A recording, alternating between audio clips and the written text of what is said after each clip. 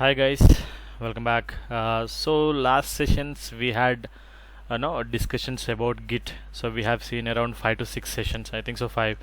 So we have seen that sessions and we have seen how to utilize those Git commands. We have the scenario where we use. We have taken some examples as well. So that was first step, the first tool in this course, and second like latter part we had to move to Jenkins. So let us start today with Jenkins tool. Okay, so what is Jenkins? You simply know it's a CI/CD tool, a pipeline tool, something right? Okay, so before that, let's see hey, how application flows. Let's say how an application structure will like from the starting stage to deployment. Let's say we got a requirement. Okay, so it started developing. So from that state to it has been deployed on application server and we are able to access the application till that state. Let us see once. See, in general, leave about agile system, leave about DevOps or something. Whatever, we will be having three kind of environments. Correct? We will be having three kind of environments. Let's say one is development environment. Correct? One is development environments where developer do his stuff. Okay. Second one is, let's say, testing or QA environment. Okay, let's say testing or QA environment. Third one is prod, means production environment, where where actually we'll deploy the application what what end user can access. That's a part. Okay, so we may have in between like development, QA, pre-prod, staging. We can be have lot of things. But if we summarize though, if we do a consolidated stuff, it will be like one development environment, one testing environment, one production environment. So how it happens? Let's say in development environment, developer develops the code. Let's just go through the Git as well. Let us include Git as well. Okay, so we have seen how to do stuff on Git. So let us do this Git stuff. What we discussed, developer develops the code and he will push the code to Git. So that is what we have seen, right? Correct. So now developer has written some code. Okay, whatever the code he has written, that has been pushed to Git. Correct, that has been pushed to Git. But see, we have written like lot of code, let's say some 100 lines of code, for example. So are we going to access the application by using that lines? Let's say we are installing an application or software in your laptop, let's say. Okay, so we are not going to access that entire code, or we are not going to download the code and build the application on our laptop or mobile, right? So what we are getting instead of that, we are getting a file. Let's say in mobile you are getting some APK file, okay, or else you are getting in Windows you are getting exe file. So if you click on that exe, you will do next, and you will get the application, like application environment in your laptop. Let's say you are just trying to install Google Chrome or Putty, or something. Let's say Putty. So how you are doing? You are downloading that Putty exe. You are just doing that installation part by using that exe, but you are not downloading that code from anywhere and you're not doing any related stuff, stuff related to the coding. Correct. So in the same way, here also developer is writing lot of code, like by having thousands of lines. Okay, after writing the code, what he is doing, he is just sending that code to Git. So next what they have to do, they have to test the application and test the environment. So as I said, we are not going to put all this code in test environment. Correct, we are not going to put all this code into testing environment or production environment. So what we are doing, we are simply what we are doing here, whatever the code we have written, means developer has written. So by using the code, we are just creating a artifact. Let's say in our terms, whatever we discuss now, that exe file. Okay, so whatever that exe file we discussed earlier, like just now.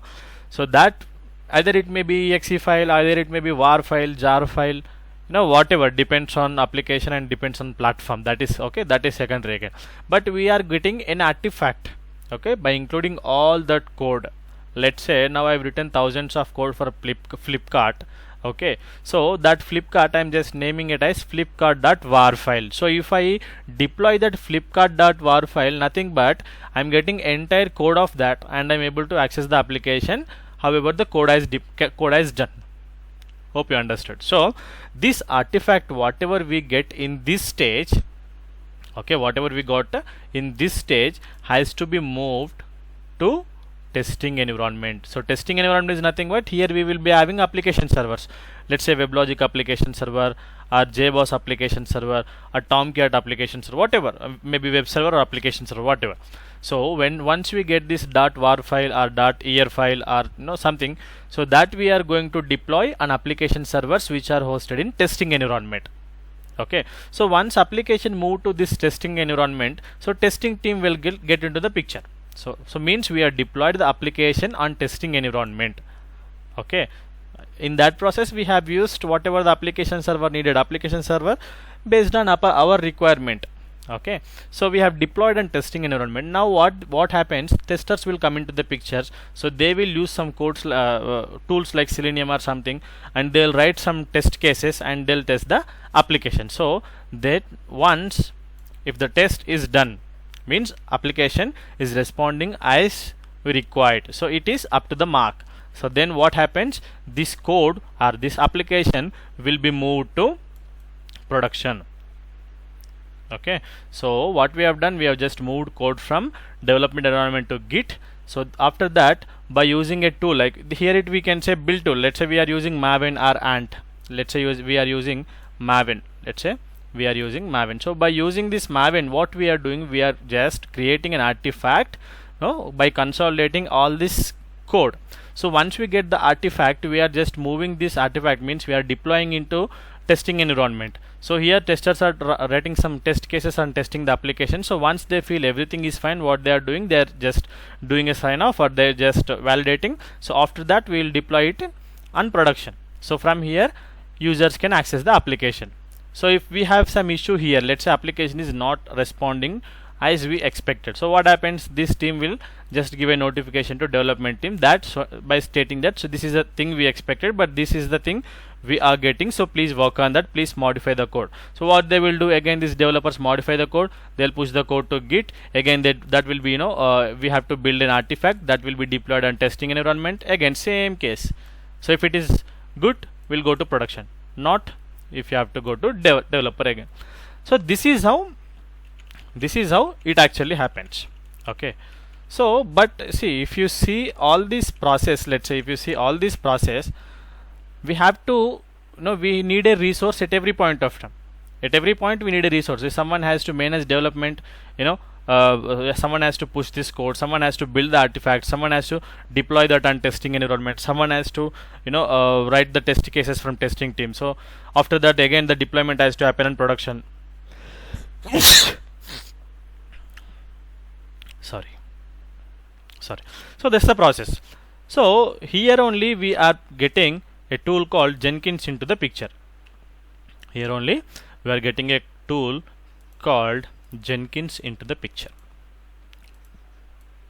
Okay, so what actually Jenkins do, what it does actually, so we are going to integrate all these boxes, developer environment, or you can directly get it from Git as well, Maven, testing environment, test cases, production environment. So everything you are going to integrate with Jenkins, so that see then Jenkins only going to be take care of. So Jenkins only fetch the code from Git. Okay, so by using the Maven, it will we can build that artifact. So once artifact is built, so we can this Jenkins only we can move that artifact to testing environments. So once it is done, the same will be moved to production. So here no need to follow all this. We can do all this integration within the Jenkins, and with one single click we can perform all these steps.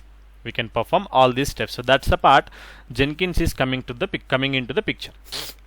Okay, so we call it as CI/CD tool, right? So what is mean by CI/CD tool?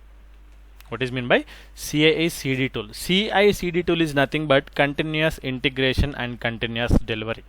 continuous integration and continuous delivery. So some people say continuous deployment as well. Let's see what is continuous integration and what is continuous delivery. Actually, actually here he has written some what we discussed. Code is written by this developer. He has pushed into Git, an artifact has built, and that has been deployed into testing environment. Correct. So one more thing is, if everything is fine, that will be moved to production, or else it will be moved to development environment. So again, developer what he will do the modifications, and again he has to send that fresh code to Git, right? So it is going to be continuous download. It is going to be continuous down. So the Git, whatever code it is there, so Jenkins has to download that continuous part. Means whenever there is difference in code, whenever there are modifications in code, so it has to be downloaded according to the code. Artifact has to be built. So then again they have to go with deployment, testing, and deployment. Okay. So here what is happening here? It is something like continuous downloading. So whenever developers creates a code, okay, so they upload it to the version control system, let's say Git. Okay, so here what it is doing, in whenever developers upload a modification code, Jenkins have to get that code. Okay, whenever there is some modifications in the code, Jenkins has to get the code. So means Jenkins is doing continuous download. What is that? Continuous download. So whenever that receives the code, it has to build an artifact. Whenever there is change in code, it has to get the code from Git, that we called as continuous downloading. Whenever it is doing a fresh download, it has to build a artifact using that code. So that we call as continuous build. So that is happening here. What is happening? Continuous build. Okay. So whenever there is a continuous build, whenever they have received like fresh artifact, they have to deploy it on testing environment. So this is called continuous deployment. Okay, this is called continuous deployment. So means here we got new application. So whenever we got a new application, the testing team has to come into the picture, and they have to write all the test cases, and they have to test. That we call continuous testing. Continuous testing. So whenever like the continued testing is happening, so once testing is done, so Jenkins will approve all this process, and they'll ask us to deploy the code on production. So this is called continuous delivery. Hope you understood. Let me repeat again. Just let me repeat again. So here we have process like Jenkins has to get the code from Git. It has to build a artifact using build tools. Then we have to deploy that artifact into the testing environment, and then testing has to be done. So testing is done, we have to deploy to that production. So these are the generalized steps. So here why we called as continuous integration and continuous developer. So delivery. The reason is we are doing all this in a continuation process. We are doing continuation process. Let's say he has written code A. So this he has pushed code A into Git repository. So Jenkins has fetched that, and Jenkins has built a artifact using build tools, and he has deployed an application on test server. So now application is A. Let's say. So what testing team has done? Testing team has done testing, and they told this is not a proper code. So application is not behaving as we expected. Okay, so what they will do, they'll just inform this developer team. So what he will do, now he has written a code called AB. So here once he has changed the modifications, again he will push the code to Git. So whenever there is change in the code in the same file, Jenkins has to know there is a change in the code in Git. So I have to download this one. So that's our reason it is downloading continuously. Whenever there is change, it is downloading continuously. So that it is calling as continuous downloading. Okay. So once continuous downloading is done, what happening? It is communicating with Maven, and it is asking to build an artifact. Okay. So earlier also we have an artifact called A, but now the code is different. So it is asking Maven to build a artifact using AB code. So it is, whenever there is change in the code, a new build also happening. So continuous building. So wherever there is new build is generated, a new deployment is happening. So continuous deployment. So whenever there is new deployment happen for the same application, testing team doing all the tests again. So continuous testing. So once the testing is done, either it is moving to developer environment, like if they face any issue, it is moving to dev environment. If everything is fine, it is moving to production. So if it is going here, that is again the same process. But if it is coming here, it is called continuous delivery. So we can say continuous downloading, continuous build, continuous deployment, continuous testing. So these four coming to the picture, coming to the topic like continuous integration. So whenever you deploy the application on production, that will be called as continuous delivery. Delivery is nothing but something you are making available to end user to get accessed. Hope you understood these points. Okay, so this is actually about simply about the Jenkins. Okay, so for this, what I am suggesting is, let us see all these practically. So for that, what I am suggesting is, okay, so we have to how application behaves in all these environments, correct? So we should have three environments: one development environment, one testing environment, one production environment. Anyway, we are doing it alone, but let us assume that when we have stuff on this, that is being done by developer. Whenever we do this, that is being done on test environment and production environment. So that just to assumption. Okay, so to have this, just go to AWS console. In first session I have shown you like how to do that stuff, right? Like how to sign up for this AWS and how to launch instances in that way.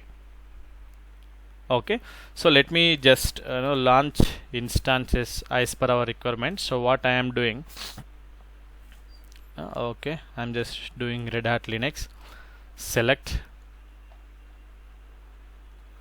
Okay, see, let make sure that this is free tier configuration. So we need around 3 instances. Okay, add storage. I think this is going beyond our thing, so let us have just 5 only. Okay, add tags. Okay, just let us add some rule, let's say all traffic anywhere. I've told you all these points right in first session only. So if someone is new to this, please go there and check there. So let us create a new key pair, Jenkins, let's say, download key pair. Yes, it has downloaded. Launch instances. Oh, okay. Okay, but if we give 10, if it will be like 30 GB again. I think we have 32 GB limit only. Okay, let us see what we'll do. Okay, let us try with that only. Okay, next configuration, let us have 3, add storage. Okay, let us add the rule.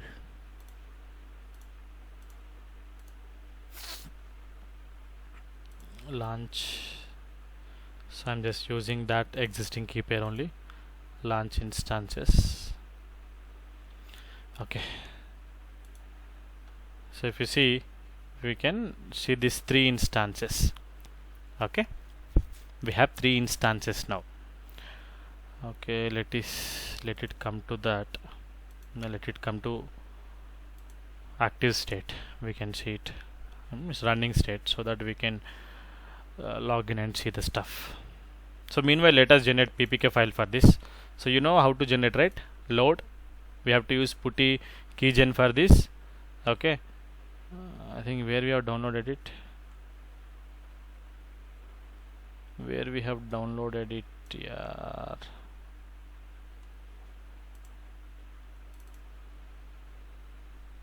Okay, I think in downloads only it will be there. Let me check all files. Yes, see, jenkins.pem. Okay, just I've done this.